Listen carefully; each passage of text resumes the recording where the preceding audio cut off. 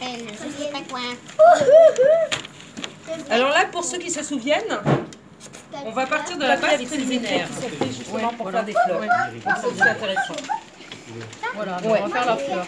Alors la fleur, elle va vous sembler un petit peu difficile. Qu'est-ce que tu fais? Au niveau de... Est-ce que vous avez tous un papier pour la fleur? Oui. Non. Moi j'ai un papier. La boîte. Tu veux celle-là? Tiens, tu veux celle-là? Moi j'ai un papier. Alors ce papier, il a une autre texture, il est plus fin, si vous voulez le tester. Héloïse, par exemple, aussi. C'est un papier qui vient directement du Japon, en fait. Je suis pas allée le chercher au Japon, hein. Mais c'est un papier que j'ai trouvé dans une boutique japonaise à Paris. C'est quoi japonaise? Le Japon. Le Japon, c'est... D'ailleurs, origami, c'est un mot japonais. Ori, ça veut dire plier, et gami, ça veut dire papier. Et Plié papier. Fatima. voilà. Bibliothécaire depuis quelques années et origamiste depuis la moitié de ma vie, en fait, quasiment. Tombée dedans quand j'étais adulte, jeune adulte. Et depuis, ça ne m'a pas lâché, en fait. J'ai à cœur de partager cette passion. Moi, je trouve que les enfants sont un public réceptif. En fait, ils osent se lancer. Ils n'ont pas peur de se tromper, des faux plis. Nous, les adultes, on a peur des faux plis. On n'aime pas trop ça, alors que les enfants ne se posent pas de questions. Donc souvent, les adultes ne viennent pas vers l'origami, en tout cas spontanément, en tout cas vers moi. Dans les stages, c'est plutôt les enfants qui s'inscrivent. Exceptionnellement, aujourd'hui, on a une adulte. Et c'est super. J'aime beaucoup aussi partager avec les adultes. Alors les enfants, bah, forcément, ça donne un résultat immédiat. Quelque chose d'esthétique, quelque chose qu'ils ont mis en forme eux-mêmes, et c'est de suite très valorisant.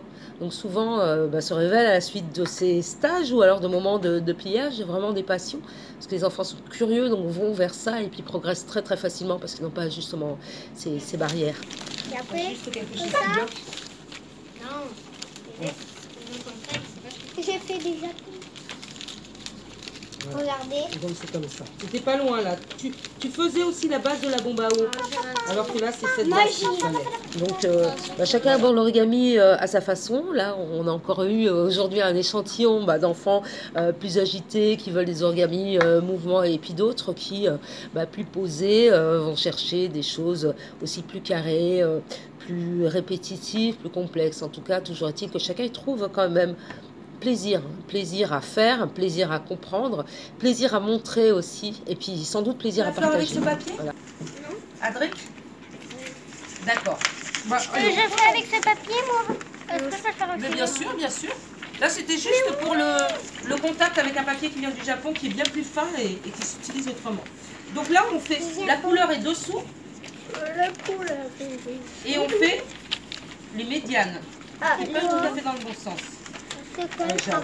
Et après, on fait la diagonale et tout. Là, on fera la diagonale, mais de l'autre côté. Donc, voilà, en tout cas, moi, je trouve toujours ces stages très enrichissants. J'aime beaucoup ces moments de partage où les enfants repartent complètement souriants, avides de montrer ça, leur création, finalement, leur réalisation à leurs proches.